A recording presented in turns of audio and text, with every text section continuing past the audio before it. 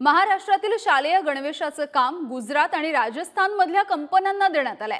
स्थानिक कंपन्यांना डावलल्यामुळे सरकार विरोधामध्ये गारमेंट इंडस्ट्रीमध्ये नाराजी पसरली आहे। समाजवादी पार्टीचे आमदार रईस शेख यांनी मुख्यमंत्री शिंदे यांना पत्र लिहिलंय। शिक्षण परिषदेच्या निविदा बाहेरच्या कंपन्यांसाठी फायद्याच्या असल्याचा आरोप केला जातोय। देशातील निम्म्या 13 लाख पॉवरलूम या महाराष्ट्रामध्ये मात्र गणवेशाचं कंत्राट हे राज्याबाहेर गेलेलं दिसतंय। महत्त्वाची बातमी आपण बघतोय। महाराष्ट्रामधल्या शालेय गणवेशांचं काम हे गुजरात आणि राजस्थान मधल्या कंपन्यांना देण्यात आलंय।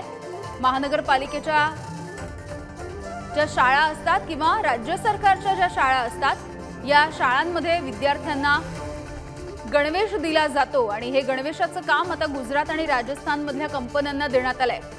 स्थानिक कंपन्या ज्या आहेत राज्यातल्या त्यांना डावललं गेलंय आणि त्यामुळे सरकारच्या विरोधामध्ये काहीसा रोष वाढताना दिसतोय।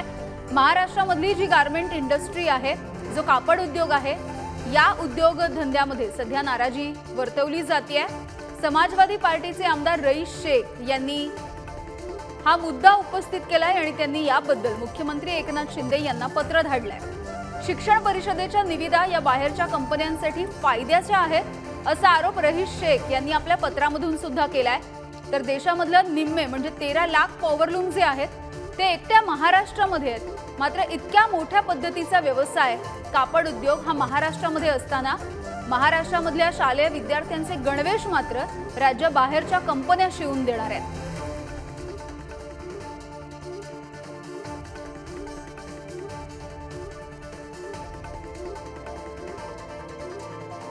अजय माने आमचे प्रतिनिधी आहेत आपल्या सोबत। अजय, काय माहिती मिळतेय? हे जे गणवेश आहेत ते शिवण्यासाठी गुजरात आणि राजस्थान मधल्या कंपन्यांना कंत्राट देण्यात आलंय।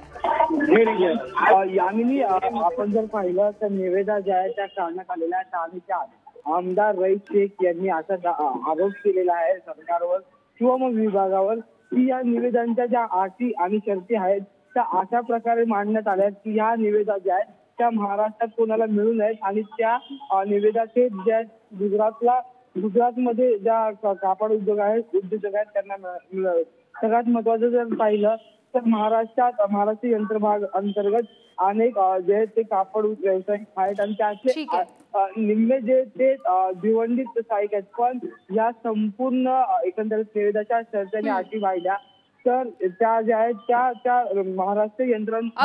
अजय, खरं तर याआधी आपण बघितलं होतं महाराष्ट्राचे उद्योगधंदे वेगवेगळ्या राज्यांनी पळवल्याचे आरोप विरोधकांनी केले होते। यावरून सुद्धा या बातमीच्या नंतर सुद्धा काहीसे आरोप विरोधक करताना दिसले तर काही वावगं ठरणार नाही। धन्यवाद तुम्ही दिलेल्या या सगळ्या अपडेटसाठी।